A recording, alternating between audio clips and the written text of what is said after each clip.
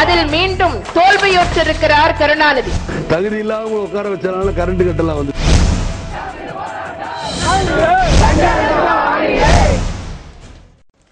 வணக்கம் நேயர்களே, golden Holmes வழங்கும் கோல்டன் ஓப்லன்ஸின் சத்தியம் சாத்தியம் நிகழ்ச்சியின் மூலமாக மீண்டும் உங்களை சந்திப்பதில் மிக்க மகிழ்ச்சி. நான் செந்தில். நேயர்களே, மக்கள் சார்ந்த பல்வேறு பிரச்சனைகள் குறித்து இந்த அரங்கத்திலே நாம் தினந்தோறும் விவாதித்துக் கொண்டிருக்கின்றோம். அந்த வகையிலே சமீப காலமாக தொடர்ச்சியாக பல்வேறு மேடைகளிலும் அரசியல் மேடைகளிலும் பேசப்படக்கூடிய ஒரு வார்த்தை, ஈழத்தமிழர்களை பற்றி கவலைப்படுவது ஒருபுறம் இருக்கட்டும், இங்குள்ள ஈழத்திலிருந்து இங்கு அகதிகளாக வந்திருக்கக்கூடிய தமிழர்களை பற்றி, அகதிகள் பற்றி, அவர்கள் படுகின்ற அவஸ்தைகள் பற்றி எத்தனை பேர் கவலைப்படுகின்றார்கள், அவர்களை பற்றி யார் பேசுகின்றார்கள் என்ற வாதம் தொடர்ந்து இன்றைக்கு பல்வேறு மேடைகளிலும் பேசப்பட்டு கொண்டிருக்கின்றது. ஊடகங்களிலும் பல்வேறு விதங்களில் இது செய்தியாகி கொண்டிருக்கின்றது. அந்த வகையிலே இன்றைக்கு பூந்தமல்லியில் இருக்கக்கூடிய அகதிகள் முகாமில் தொடர்ந்து உண்ணாவிரதம் போன்ற போராட்டங்களும் அங்கே நடைபெற்று கொண்டிருக்கின்றன. இதுபோன்ற ஒரு சூழலில் அகதிகள் முகாம்களில் இருக்கக்கூடிய வாழக்கூடிய தமிழர்களின், இலங்கை தமிழர்களின், ஈழத் தமிழர்களின், அகதிகளின் நிலை என்ன என்பது குறித்து இன்றைக்கு நாம் விவாதிக்க இருக்கின்றோம். அதற்கு முன்பாக அகதிகள் முகாம் பற்றியும் அகதிகள் பற்றியும் ஒரு சிறிய செய்தி தொகுப்பு நம் மத்தியில் காட்சி வடிவத்தில் இருக்கின்றது. அதை பார்த்துவிட்டு நம்முடைய விவாதத்தை தொடரலாம்.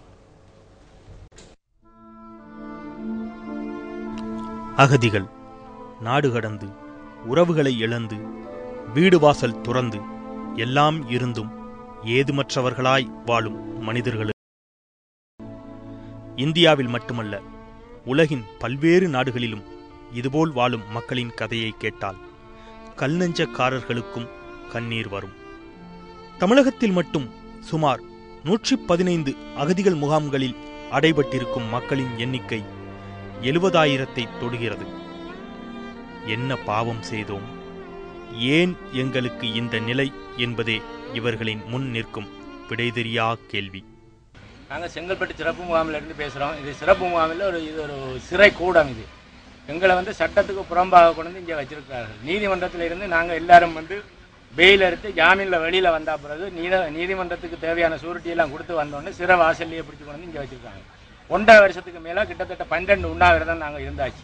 இந்த உண்ணாவிரதத்துக்கெல்லாம் எந்த அதிகாரியும் பதில் சொல்கிறதில்லை. 45 நாள் போர், 2 மாதம் போர், 1 மாதம் போர், இப்படியே தான் சொல்லி கொண்டிருக்காங்க.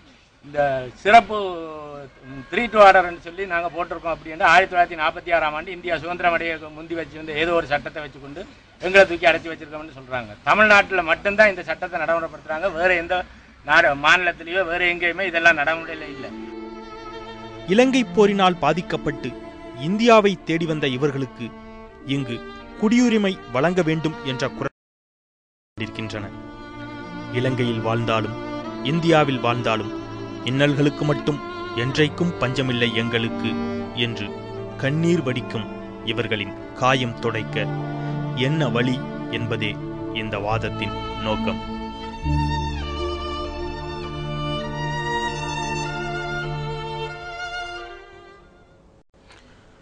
காட்சி தொகுப்பை, அந்த செய்தி வடிவில் இருந்த அந்த காட்சி தொகுப்பை பார்த்தோம். தொடர்ந்து இலங்கையில் வாழ்ந்தாலும் இந்தியாவில் அகதிகளாக வாழ்ந்தாலும் அது அல்லது எந்த நாட்டில் வாழ்ந்தாலும் அவர்கள் படக்கூடிய அவஸ்தைகளை பற்றி நாம் இன்றைக்கு பேச இருக்கின்றோம். அதுவும் குறிப்பாக தமிழகத்தில் இருக்கக்கூடிய அகதிகள் முகாம் சித்திரவதை கூடங்களாக இருக்கின்றது என்பது போன்ற ஒரு கருத்தை அந்த செங்கல்பட்டு முகாமில் இருக்கக்கூடிய அகதி ஒருவர் தெரிவித்தார். அவருடைய பேட்டியையும் பார்த்தோம்.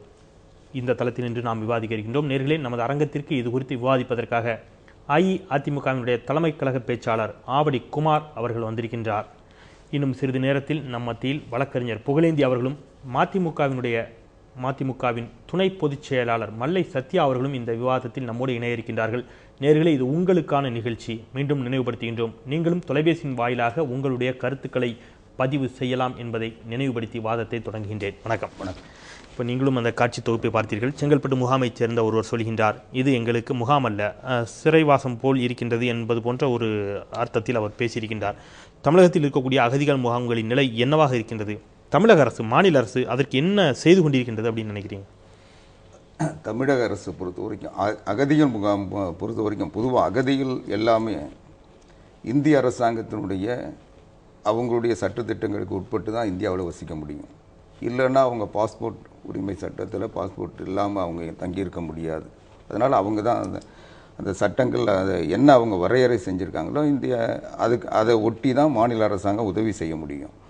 இன்றைக்கி இந்த முகாம்கள்லாம் ஒரு மேம்படுத்தணுன்றதுக்காக தான் 25 கோடி ரூபாய் புனரமைப்பு நிதியாக தந்திருக்காங்க. இப்போது இந்த அரசாங்கம் எல்லாம் இந்த முகாம்களை எல்லாம் புனரமைக்கிறதுக்கு 25 கோடி ரூபாய் ஒதுக்கியிருக்காங்க. அதுபோலவே அதில் அந்த முகாம்களில் குடிநீர் வசதி செய்கிறதுக்காக 4.33 கோடி ரூபாய் குடிநீருக்கு ஒதுக்கியிருக்காங்க. அது மட்டும் இல்லாமல் அவங்க குடியிருக்கிற அந்த வீடுகளை பழுது பார்க்குறதுக்கு 66 கோடி ரூபாய் இன்றைக்கி சாலை வசதி, அங்கே நூலகம், ரேஷன் கடை, அவங்களுக்கு தேவையான சுகாதார கழிப்பிடங்கள் இதெல்லாம் உருவாக்குறதுக்காக புரட்சித் தலைவி அம்மா இன்றைக்கி ஒதுக்கீடு செஞ்சு அதுக்குரிய பணிகள் நடந்துக்கிட்டு இருக்கு. அதுபோலவே பெண்கள் சுய உதவிக்குழு அமைக்கணும்னு சொல்லி பெண்கள் சுய உதவிக்குழுக்கள் அமைச்சு ஒரு சுய உதவிக்குழுவுக்கு 10,000 ரூபாய் வீதம் 4.16 கோடி 416 குழுக்கள் உருவாக்கணும்னு சொல்லி 41.60 லட்சம் ரூபாய் அதுக்காக ஒதுக்கீடு செஞ்சுருக்காங்க. அதுபோலவே அங்கே இருக்கிறவங்கெல்லாம் மாணவர்கள் தொடர்ந்து கல்வி கற்கணும், உயர்கல்வி கற்கணுன்றதுக்காக மாணவர்களுக்கு 20 கோடியே 98 லட்சம் ரூபாய் ஒதுக்கீடு செஞ்சு அவங்களுக்கு உதவித்தொகையாக செஞ்சு இதெல்லாம் ஒதுக்கப்பட்ட இதை ஊக்கப்படுத்தி அந்த மாணவர்கள் கல்வி கற்கவங்க ஊக்கத்தொகை தரணும் 1000 ரூபாய் அப்படின்னு இதெல்லாம் அவர்களுக்கு முறையாக போய் சேர்ந்திருக்கிறதா அப்படிங்கிறது தான் இன்றைக்கு இருக்கக்கூடிய இல்லை. அதாவது இது அங்கே நடைமுறைப்படுத்த அதாவது இது பொதுவாக பார்த்தீங்கன்னா இந்த அகதிகளை பராமரிக்க வேண்டியது, அகதிகளுக்கு செலவழிக்க வேண்டியது இந்திய அரசாங்கம் தான். இந்திய அரசாங்கம் தான் அவங்களுக்கு ஒரு நாளைக்கு 45 ரூபா பெரியவங்களுக்கும் சிறியவர்களும் 30 ரூபான்னு ஒதுக்குறாங்க. அது அவங்க ஒதுக்குற தொகை. ஆனால் அது இல்லாமல் நம்ம மாநிலத்தில் இருக்கிறாங்க, அதுவும் தமிழர்களாக இருக்கிறதுனால தமிழ்நாடு அரசாங்கம் இதுக்கு அக்கறை செலுத்தி இதை செஞ்சிட்ருக்காங்க. பொதுவாகவே அவங்களுடைய குறை என்றது நியாயமானது, அதில் எந்த மாற்று கருத்து இல்லை. அவங்க பாதிக்கப்பட்டிருக்கிறாங்க, இன்றைக்கும் அவங்க போதுமான பராமரிப்பு இல்லாமல் இருக்கிறாங்கன்றது உண்மை. ஆனால் ஒரு மாநில அரசாங்கம் இதை விட எதுவும் செய்ய முடியாது. என்ன காரணம்னா மாநில அரசு செய்யக்கூடிய அளவிற்கு செய்யக்கூடியதை விட இவங்க அதிகமாக ஆர்வத்தோடு செஞ்சிட்டு இருக்காங்க. தொடர்ந்து பேசலாம். நேர் ஒரு இணைப்பிருக்கின்ற அவருடைய கருத்தையும் கேட்கலாம். வணக்கம். சத்தியம் சாத்தியமே. ஹலோ, வணக்கம் சார். வணக்கம். யார் பேசுறீங்க, எங்கிருந்து பேசுறீங்க? சார், நான் ராயபுரத்திலிருந்து ரகுமான் பாட்ஷா பேசுறேன். ராயபுரத்திலிருந்து ரகுமான் பாட்ஷா. சொல்லுங்க ரகுமான் பாட்ஷா, உங்களுடைய கருத்துக்களை. ரத்த வெறி பிடித்த ராஜபக்ஷ அரசினால் நம்முடைய தொப்புள் கொடி உறவுகளான நம் இன்றைக்கு நம்முடைய தமிழ் மண்ணிலே அகதிகளாக தஞ்சம் புகுந்திருக்கின்றார்கள். அவர்களுக்கு வேண்டிய அடிப்படை வசதிகளையும் இந்திய அரசாங்கம் உடனடியாக செய்து கொடுக்க வேண்டும். அது மட்டுமல்லாமல் இந்த பிரச்சனையை தமிழகத்தில் உள்ள அனைத்து அரசியல் கட்சிகளும் அரசியலாக்காமல் ஒற்றுமை உணர்வுடன் அமலாக்கப்பட வேண்டும். அவர்களுக்கு தேவையான அடிப்படை வசதிகளை நிறைவேற்றிக் கொடுப்பதில் அரசியலாக்க கூடாது. அனைவரும் ஒற்றுமையாக நம்முடைய அந்த தொப்புள் கொடி உறவுகளுக்கு வேண்டிய அனைத்து அடிப்படை வசதிகளும் செய்து கொடுக்க வேண்டும். இந்த பிரச்சனையிலும் அரசியல் இருக்கிறது, அது கூடாது அப்படின்னு இருக்கிறீங்க. நன்றி ரகுமான் பாட்ஷா, உங்களுடைய கருத்திற்கு அழைப்பிற்கும். தொடர்ந்து நிகழ்ச்சியை பாருங்கள். மற்றும் ஒரு நேயர். வணக்கம். வணக்கம். யார் பேசுறீங்க, எங்கிருந்து பேசுறீங்க? ஸ்ரீனிவாசன், திருப்பூர்ல பேசுறேங்க. திருப்பூர்ல இருந்து ஸ்ரீனிவாசன், சொல்லுங்க ஐயா உங்களுடைய கருத்துக்களை. என்னுடைய கருத்து வந்துங்க, நம்ம எல்லாம் தமிழ்ங்கிறாங்க, தமிழ் மக்களுங்கிறாங்க. ஆனா எல்லா அரசியல்வாதியும் பார்க்க போனா மேடையில பேசுறாங்க தவிர அது முழுமையா நிறுத்தி அந்த சமூகத்துக்கு கொண்டு வரணும் என்ற எண்ணம் யாருக்குமே இல்லை. இது பொதுவான கருத்து. அப்புறம் நம்ம இந்த ஈழத்தமிழை பத்தி இப்ப பேசிட்டு இருக்காங்க இல்லைங்களா, இது உண்மையிலேயே நம்ம மக்கள் அப்படின்னு சொல்றாங்க. அப்போ நம்ம இங்க அவங்களை கொண்டு வச்சு குடியுரிமை கொடுத்தாதான் அவங்க நம்ம வாழ்க்கையில நல்லா இருக்க முடியும். அது அவங்க கொடுக்கறதே இல்ல. அவர்களுக்கு இங்க குடியுரிமை கொடுக்கப்பட வேண்டும் அப்படிங்கிறீங்க. அவங்க எத்தனை நாள் ஆச்சுங்க? நன்றி நன்றி உங்கள் அழைப்பிற்கும் கருத்திற்கும். மற்றும் ஒரு நேயர். வணக்கம். வணக்கம். சத்தியம் சாத்தியமே. வணக்கம் சார், நான் கோவையிலிருந்து திமோ பேசுறேன். கோவை திமோ. வணக்கம் திமோ, சொல்லுங்க உங்களுடைய கருத்துக்களை. ஒன்றும் என்னோட இது என்ன அப்படின்னா பொதுவான ஒரு கருத்தை நான் சொல்றேன். இப்போ அவர் பக்கத்துல நம்மளோட ஆளுங்கட்சி உறுப்பினர் சொன்னாரு ஆவடிக்குமார், இலவசமாக நாங்க இதை செய்திருக்கிறோம், அதுக்கு அதாவது அவங்க நிதி ஒதுக்கீடு பண்றோம், அவங்க படிக்கிறது ஊக்கத்தொகை கொடுக்குறோம், இதெல்லாம் கொடுக்கறது. இப்ப நம்ம யூகேல எல்லாம் பாத்தீங்கன்னா இலங்கை அகதிகளா போனவங்க நிறைய பேர் இன்னைக்கு சிட்டிசன் இது வாங்கி உட்கார்ந்து அவங்க தொழில் பண்ணிட்டு இருக்காங்க.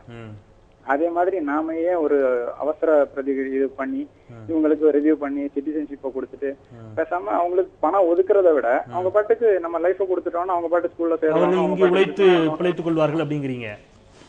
நன்றி நன்றி திமோ, உங்களுடைய அழைப்பிற்கும் கருத்திற்கும் தொடர்ந்து நிகழ்ச்சியை பாருங்கள். இப்போ பேசிய 3 நேயர்களுமே ஒரு விஷயத்தை முன் வைத்திருக்கிறாங்க. இங்கே குடியுரிமை கொடுக்கப்பட்டு விட்டால் அகதிகள் என்ற முத்திரை அவர்களை விட்டு நீங்கிவிட்டாலே பாதி பிரச்சனை முடிந்துவிடும் என்று இன்றைக்கு கூட சில ஊடகங்களில் வந்திருக்கக்கூடிய செய்தி. கனடாவில் வீட்டின் விலை, ஃப்ளாட் வீடு, இதனுடைய விலைகள் எல்லாம் ஏறிக்கொண்டிருக்கின்றன. காரணம் புலம்பெயர்ந்த தமிழர்கள். இவர்கள் அங்கு உழைத்து தங்களுடைய திறமையால் பெருமளவில் பொருள் சேர்த்து அங்கே வீடுகள் வாங்க தொடங்கியதால் அங்கே வீட்டின் விலை உயர்ந்திருக்கின்றது என்று சொல்கிறார்கள். படிக்கின்ற பொழுதே ஒரு மகிழ்ச்சியான சூழலாக இருக்கின்றது என்றும் அந்த ஊடகம் வர்ணித்திருக்கின்றது.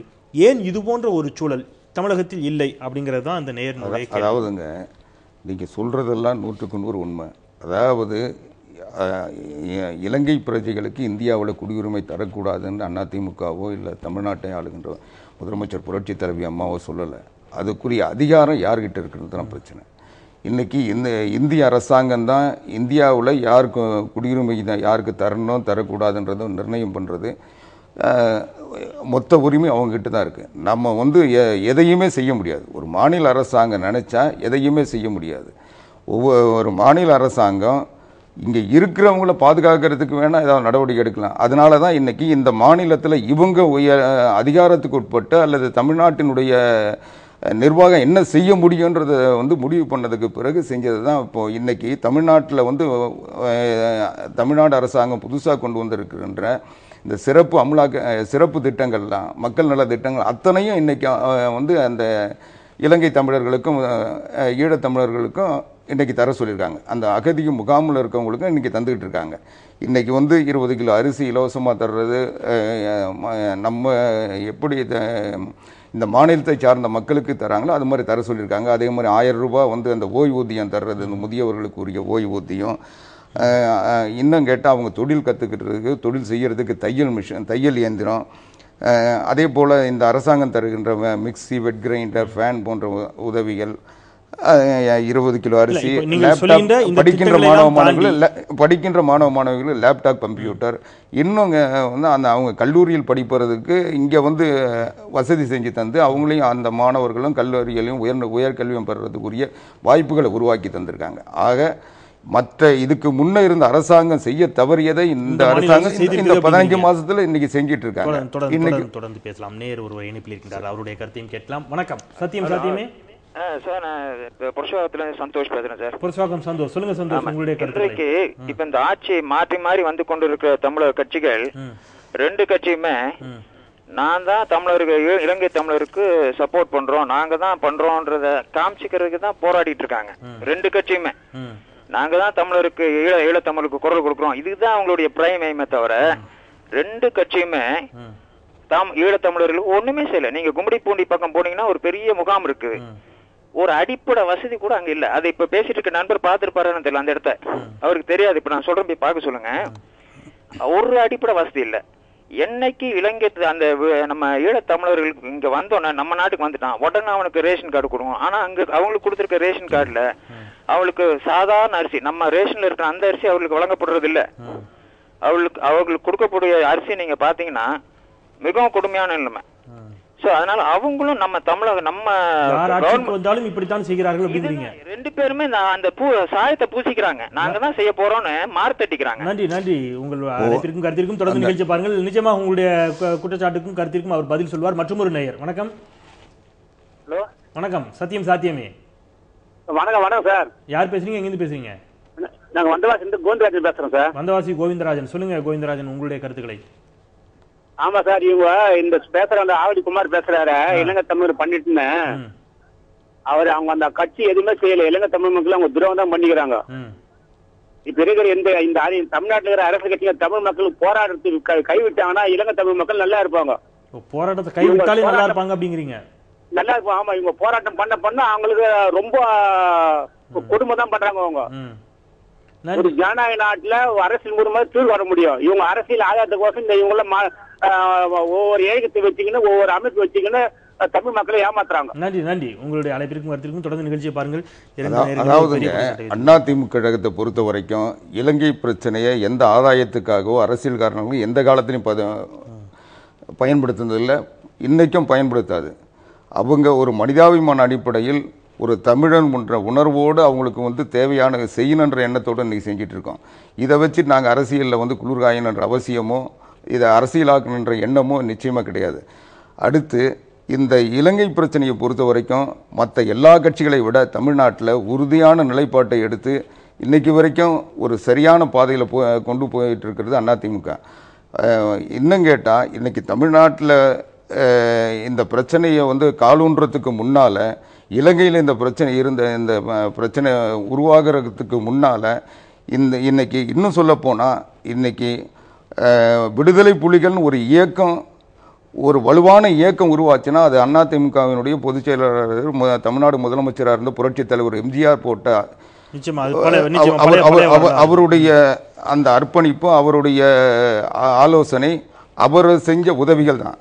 ஆக அந்த இயக்கம் உருவாகிறதுக்கே இன்னைக்கு ஒரு வகையில் காரணமாக இருந்தது அதிமுக. அதுக்கு பிறகு ஒவ்வொரு காலகட்டத்திலையும் அவர்களுக்கு முறையான உதவிகளை செஞ்சுருக்கோம். அதுக்காக நாங்கள் இந்திய நாட்டு அரசியல் அமைப்புக்கு சட்டத்துக்கு மாறாவோ அல்லது நியாய தர்மங்களுக்கு புறம்பாவோ அவங்களுக்கு எந்த உதவியும் செய்ய முடியாத காலகட்டங்களில் செய்யாமல் இருந்திருக்குமே தவிர இன்னைக்கு அந்த இயக்கம் தடை செய்யப்பட்டதற்கும் கூட மிகப்பெரிய அளவில் அதிமுக தான் காரணம். ஆமாம், தடை செய்யப்பட்டதுன்னா அவங்க இந்தியாவினுடைய சட்டம் ஒழுங்குக்கு பாதிப்பு உருவாக்குற வகையில் இந்தியாவினுடைய ஆட்சி அதிகாரத்தை கூட ஒரு நிர்ணயிக்கக்கூடிய சக்தியாக இருந்த ராஜீவ்காந்தியினுடைய கொலைக்கு அவங்க காரணமாக இருந்தாங்கன்னு ஒரு பிரச்சனை வெளியே வர சொல்ல அந்த இயக்கம் தடைப்பட வேண்டிய காலகட்டத்தில் அதை ஆதரிக்க முடியாம போனவங்க. இந்த பிரச்சனைகளை தாண்டி இப்பொழுது பேசிய அந்த செங்கல்பட்டு முகாமிலிருந்து பேசிய ஒருவர் சொல்கின்றார், இங்கே இருக்கக்கூடிய அந்த சிறப்பு சட்டத்தை பயன்படுத்தி வேற எந்த மாநிலத்திலும் இல்லை, இது நாங்கள் உயர்நீதிமன்றத்தால் விடுதலை செய்யப்பட்ட பின்னரும் கூட எங்களை கைது செய்து இங்கு அடைத்திருப்பது என்ன நியாயம் அப்படிங்கிறார். அதாவது அவர் என்ன நியாயம் கேட்கறது, அவருடைய சூழ்நிலை, அவருடைய பாதிப்பு, அதை நான் உணர்றேன். ஆனா அதுக்காக இன்னைக்கு இந்திய அரசாங்கத்தினுடைய சட்டம் என்னவோ, இந்திய அரசமைப்பு சட்டம் என்ன சொல்லுதோ, இந்த நாட்டில் குடியுரிமை இல்லாம அல்லது பாஸ்போர்ட் இல்லாம ஒருத்தருக்கு இருந்தாங்கன்னா அவங்களுக்கு என்ன மாதிரியான அவங்கள அணுகணுமோ அந்த முறையில் தான் தமிழ்நாடு அரசாங்கம் அணுக முடியும். அந்த சட்டத்தை மீறி நமக்கு அவங்களுடைய வேதனை தெரியுது, அவங்களுக்கு நியாயமா நம்ம உதவணுன்ற எண்ணமும் இருக்கு. ஆனால் ஒரு சட்டம் ஒன்று இருக்க சொல்ல அந்த சட்டத்தை மதிக்க வேண்டிய கடமை ஆளுகின்றவர்களுக்கு, ரகசிய காப்பு பிரமாணம் செஞ்சவர்களுக்கு அந்த கடமையை அவங்க மீற முடியாது. அதன் அடிப்படையில் இன்னும் சொல்ல போனால் இன்னைக்கு வரைக்கும் அது புரட்சி தலைவர் எம்ஜிஆர் காலத்திலையும் சரி மற்ற நேரங்களையும் சரி பாஸ்போர்ட் சட்டப்படி யாரையும் தண்டிக்கலை. ஆனால் இதையே இன்னைக்கு திமுகவினுடைய தலைவராக இருந்து டெசோமர் நடத்துகிற கருணாநிதி அவர்கள் இதே குட்டிமணி ஜெகனை பாஸ்போர்ட் சட்டப்படி பிடிச்சி இலங்கை அரசாங்கத்தை ஒப்படைச்சதுக்கு பிறகுதான் முள்ளிக்கடை சிறைச்சாலையில் அவங்க கொல்லப்பட்டாங்க. அந்த சூழ்நிலை அவங்க இலங்கைக்கு கொடுத்ததே இந்த பாஸ்போர்ட் இல்லாமல் அவங்க அகதியாக இருந்தது தான். தொடர்ந்து இதைத்தான் நேயர்களும் கூட சொன்னார்கள். இதை ஒரு இரண்டு கட்சிகளுமே பிரதான அதிமுக நாங்க ஒரு சில நேரங்களில் உதவி செய்யாம இருந்திருக்கலாம், நான் சொல்றேன். ஆனா அவங்களுக்கு துரோகம் செய்யவில்லை என்று சொல்லியிருக்கிறீர்கள். நிச்சயமாக தொடர்ந்து பேசலாம். நம் மத்தியிலே இது குறித்து விவாதிப்பதற்காக வழக்கறிஞர் புகழேந்தி அவர்கள் வந்திருக்கின்றார். அவரோடு இணைந்து இந்த வாதத்தை தொடரலாம். நேர்களே, ஒரு பரபரப்பான வாதம் அகதிகள் முகாம் குறித்து போய் கொண்டிருக்கின்றது. வழக்கறிஞர் புகழேந்தி அவர்கள் தொடர்ந்து அகதிகள் குறித்த பிரச்சனைகளை சட்ட ரீதியான போராட்டங்களை நடத்தி கொண்டிருப்பவர். அவர் நம்ம மத்தியிலே வந்திருக்கின்றார். அவரோடு இணைந்து இந்த விவாதத்தை தொடரலாம். காத்திருங்கள் ஒரு சிறிய இடைவேளைக்கு பிறகு. முயற்சித்து அதில் மீண்டும் தோல்வியுற்றிருக்கிறார் கருணாநிதி. தகுதி இல்லாம உட்கார வச்சனால கரண்ட் கட்டலாம் வந்து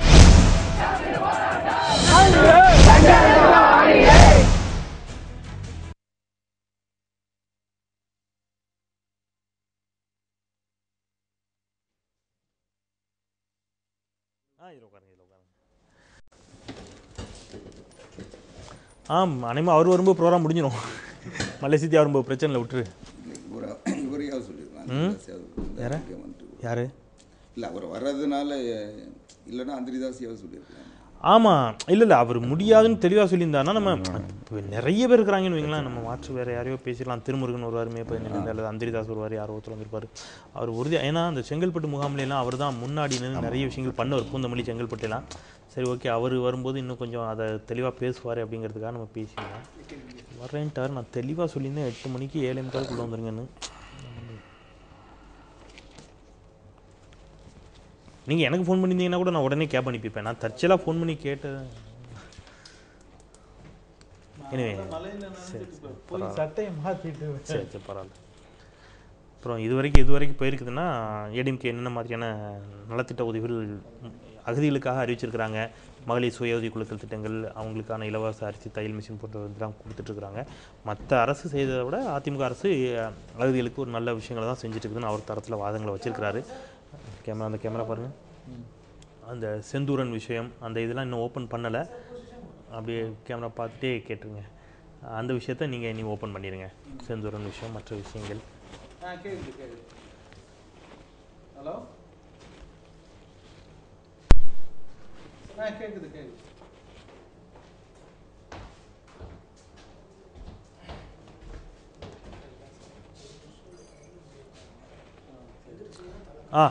சார் உங்கள் பேசுங்க, ஏதாவது பேசுங்க. ஆடியோ லெவல் சொல்லுங்கள். என் பேர் புகழேந்தி, வழக்கறிஞர், தமிழக மக்கள் உரிமை கழகம் செயலாளர். வணக்கம். ராஜ் பேசுகிறாருமா? வணக்கம். கேட்கல. இது தமிழக மக்கள் உரிமை கழகம்னா இதுவா? நம்ம மனித உரிமை அமைப்பு. Okay okay.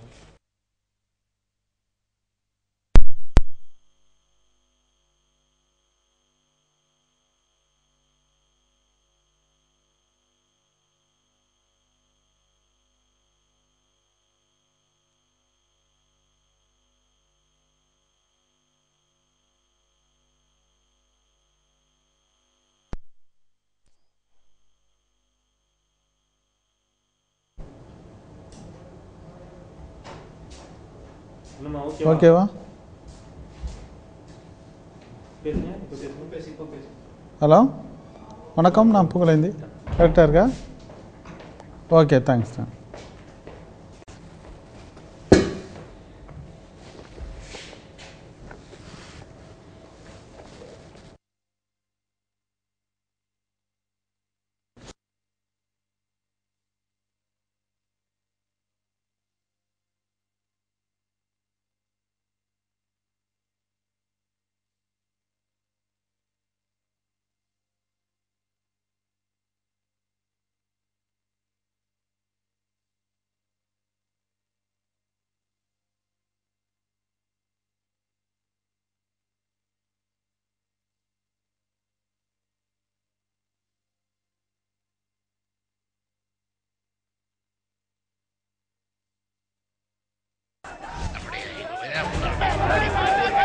முயற்சித்து அதில் மீண்டும் தோல்வியுற்றிருக்கிறார் கருணாநிதி. தகுதி இல்லாம உட்கார வச்சனால கரண்ட் கட்டலாம் வந்து.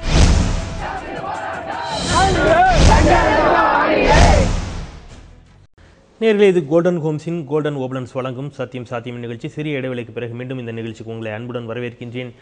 தமிழகத்தில் அகதிகள் முகாம்களின் நிலை என்னவாக இருக்கின்றது, அகதிகளின் நிலை என்னவாக இருக்கின்றது, அவர்கள் தொடர்ந்து புறக்கணிக்கப்படுகின்றார்களா என்பது குறித்த பல்வேறு தளங்களில் நாம் இன்றைக்கு இந்த விவாதத்தை நிகழ்த்தி கொண்டிருக்கிறோம்.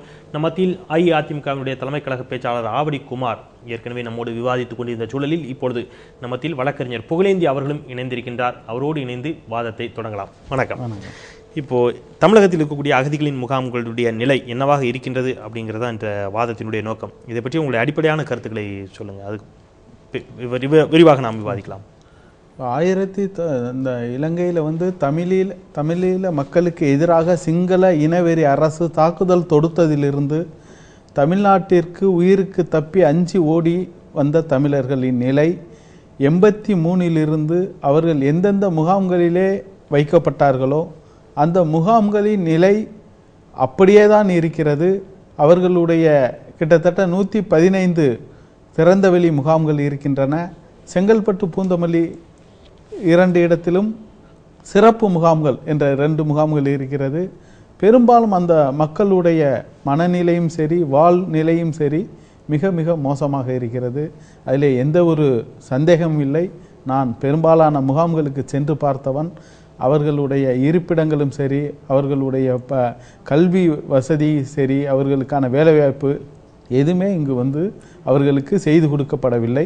ஆனால் வெளிநாட்டிலிருந்து மற்ற நாடுகளிலிருந்து வரக்கூடிய அகதிகள், பர்மா, தாய்லாந்து, வெளிநாடுகளில் இருந்து, அதே போல் பங்களாதேஷிலிருந்து வர்ற அகதிகள் இங்கு சுதந்திரமாக இருக்கிறார்கள். அவர்கள் மற்ற வேலைகளில் ஈடுபடுகிறார்கள்.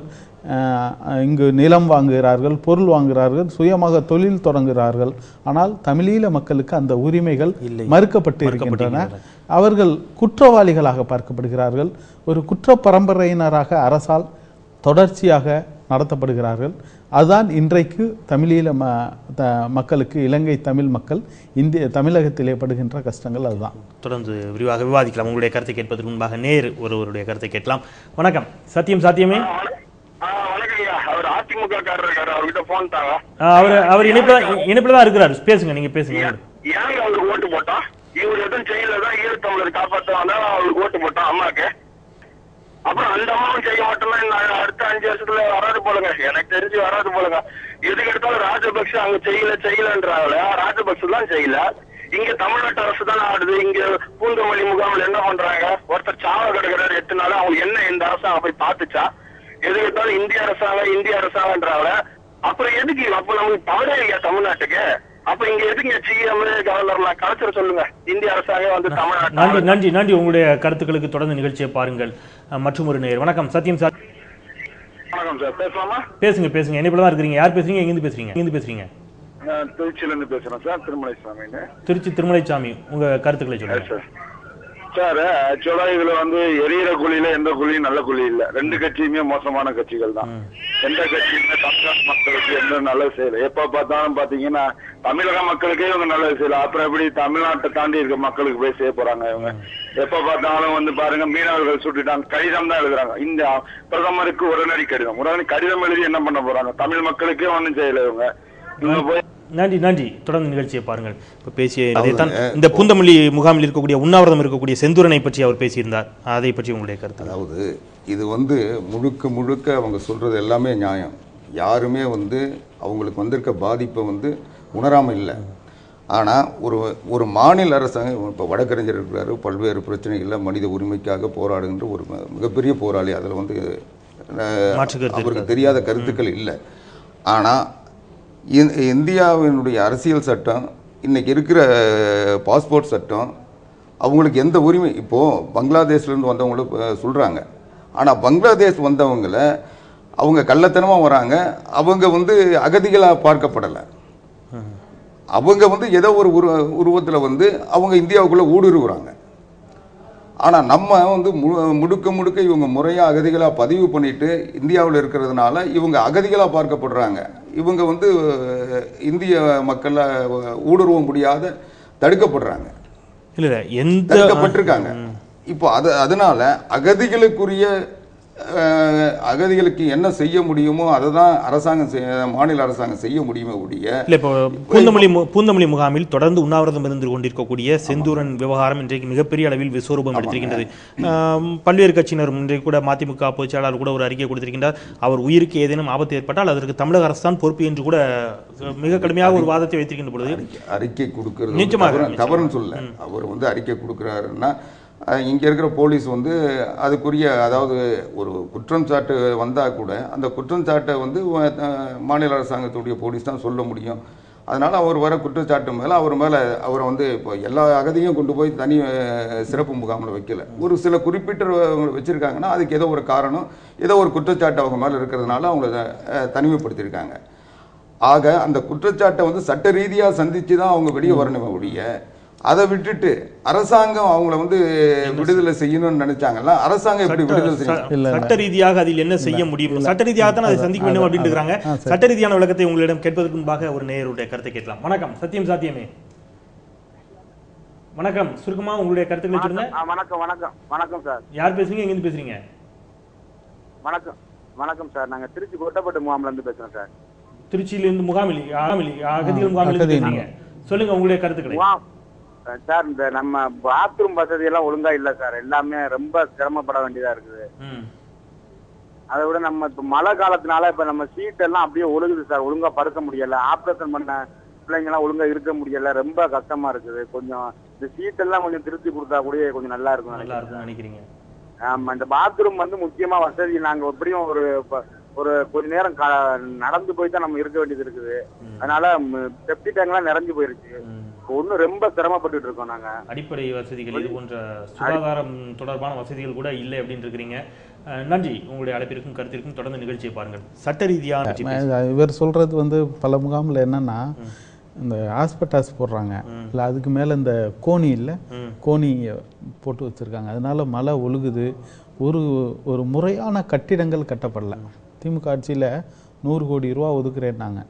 அதெல்லாம் இலவச வேட்டி சேலை இந்த டிவியில் கணக்காமிச்சிட்டாங்களே ஒழிய முறையான கட்டிடங்கள் அகதிகளுக்கு கட்டி கொடுக்க ஆமாம் கட்டமைப்பு இல்லை. அதனால டாய்லெட்லாம் பார்த்தீங்கன்னா ஒரு 500 மக்களுக்கு ஒரு 5-6 தான் இருக்கும், அவ்வளோதான் இருக்கும்.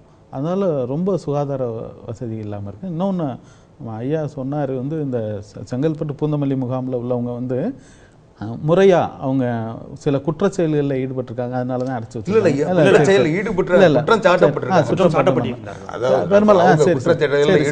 சரி சரி. அதில் நீங்கள் பார்த்தீங்கன்னா அதில் இருக்கக்கூடியவர்களில் ஒரு 10 பேருக்கு வந்து வழக்கே இல்லை, அவங்க மேலே எந்த குற்றச்சாட்டுமே இல்லை.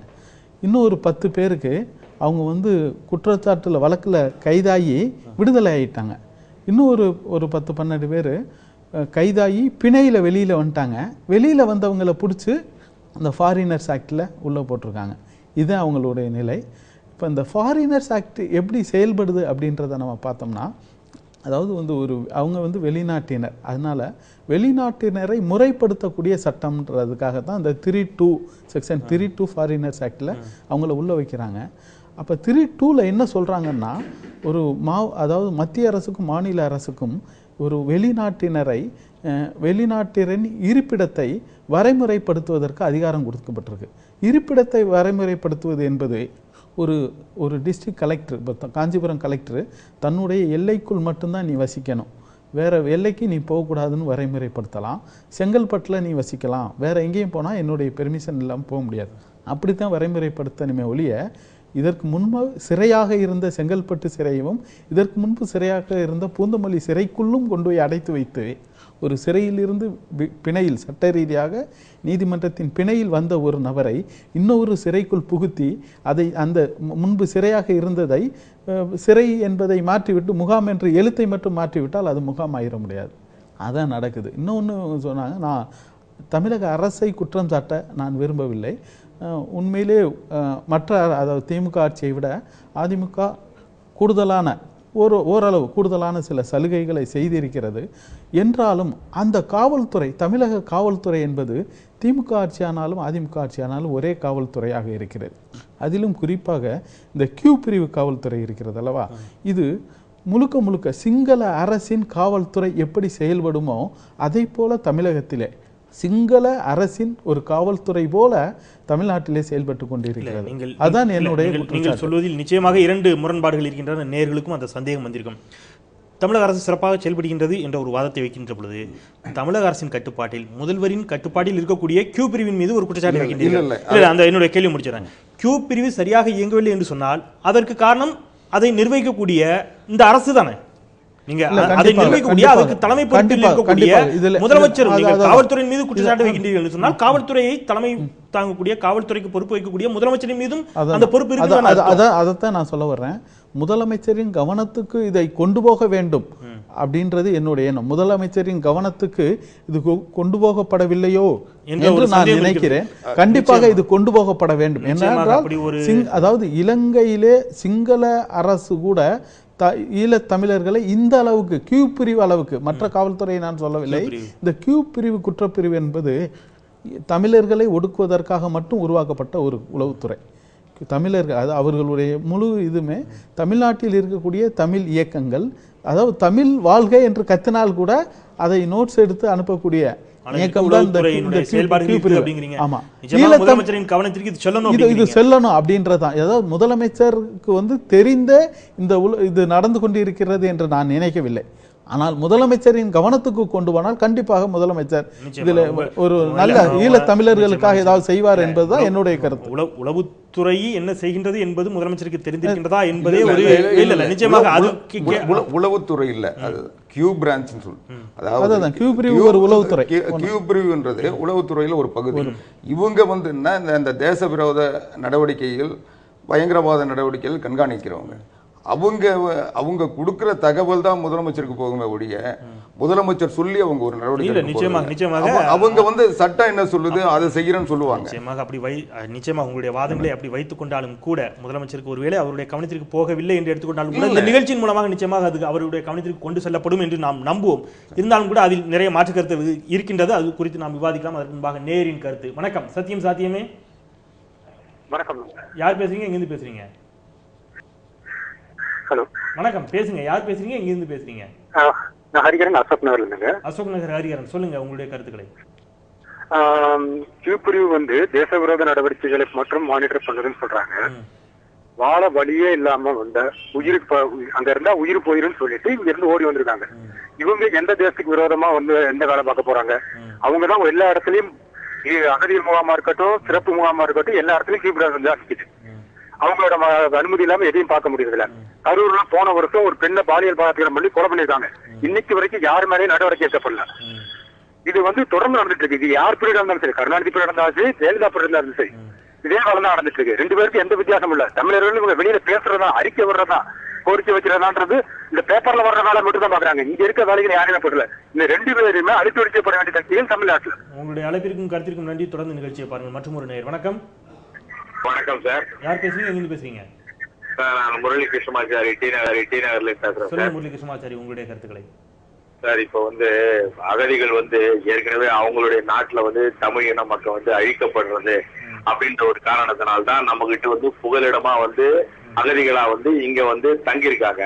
இப்ப இவங்களுக்கு கூட நம்ம தமிழர்களா இருந்து தமிழர்களுக்கே நம்ம உதவி செய்ய முடியாத நிலைமையில இருக்கிறது வந்து தமிழ் இன உணர்வு அது உணர்வுன்னு பேசுறாங்களே.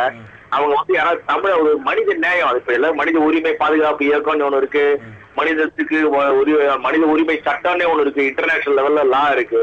ஆனா ஒரு பேசிக் ஒரு அமைதியை வந்து கொடுக்காம இருக்கிறது வந்து ரொம்ப ரொம்ப தப்பு சார். இது வந்து மனிதாபிமான அடிப்படையில் வந்து நம்ம பக்கத்துடைய மாநிலத்தினருக்கும் நம்ம செய்யறோம், நம்மளுடைய இன மக்களுக்கு நம்ம செய்யாது. அவங்க அங்கேயே கொண்டடிப்பட்டு இத வந்து வீடை இழந்து, நாட்டை இழந்து, கணவனை இழந்து அடிப்படையிலாவது இந்த உதவிகளை செய்ய வேண்டும் அப்படிங்கிறீங்க. நன்றி. நன்றி கிருஷ்ணமாச்சாரி, உங்களுடைய கருத்திற்கு. தொடர்ந்து நிகழ்ச்சியை பாருங்கள். மனிதாபிமான செய்ய வேண்டிய உதவிகள் என்று சிலரை பேசுகின்ற பொழுது இப்பொழுது முகாமிலிருந்தே ஒருவர் பேசினார். இங்கே கூரைகள் எல்லாம் ஒழுகி கொண்டிருக்கின்றன, மிகுந்த மோசமான நிலை, கழிப்பிட வசதி இல்லை என்றெல்லாம் சொல்லுகின்ற பொழுது நீங்கள் ஒரு வரிசைப்படுத்தினீர்கள் இத்தனை கோடி ரூபாய் அளவிற்கு அங்கே நலத்திட்ட உதவிகள் செய்யப்படுகின்றன. இந்த குறைபாடுகளுக்கு அடிப்படை காரணமே என்னன்னா, இது வந்து ஒரு பர்மனன்ட் இருப்பிடம் கிடையாது, தற்காலிக குடியிருப்புகள் தான் அவங்களுக்கு உருவாக்கப்பட்டது. அது வந்து நமக்கு வந்து இந்த சுகமான சூழ்நிலை வராதனால அது தொடர்ந்துகிட்டு இருக்கு. ஆக அதுக்குரிய நடவடிக்கைகள் அரசாங்கம் எடுத்துக்கிட்டு இருக்காங்க.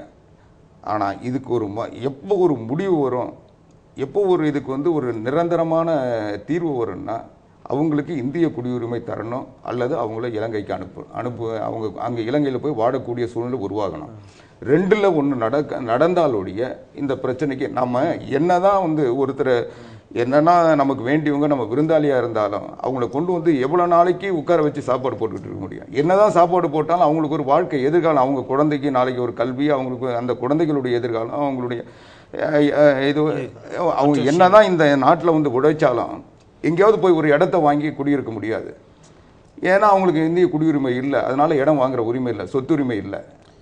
அவங்களுடைய ஒன்று இங்கு குடி இல்லை. நம்ம நிகழ்ச்சியினுடைய இறுதி பதிவு வந்து விட்டோம். வழக்கறிஞர் நீங்கள் சொல்லுங்கள். ஒன்று, அவர்களுக்கு இங்கு குடியுரிமை வழங்கப்பட வேண்டும், அல்லது அவர்கள் மீண்டும் இலங்கைக்கு அனுப்பப்பட வேண்டும். இந்த இரண்டும் நிச்சயமாக நடந்தால் சந்தோஷம்தான். இந்த இரண்டில் இல்லாத பட்சத்தில் மூன்றாவதாக அவர்கள் இங்கு ஒரு சுகாதாரமான ஆரோக்கியமான வாழ்க்கையை வாழ்வதற்கு வழி இல்லையா? இல்லை, அவங்க சொல்கிற மாதிரி இந்திய குடியுரிமை பெறுவது அப்படின்றத முதல்ல நீங்கள் அகதியாகவே ஒழுங்காக வாழ வைக்காத போது நீங்கள் குடியுரிமை கொடுப்பீங்கன்ற நம்பிக்கையெல்லாம் இல்லை.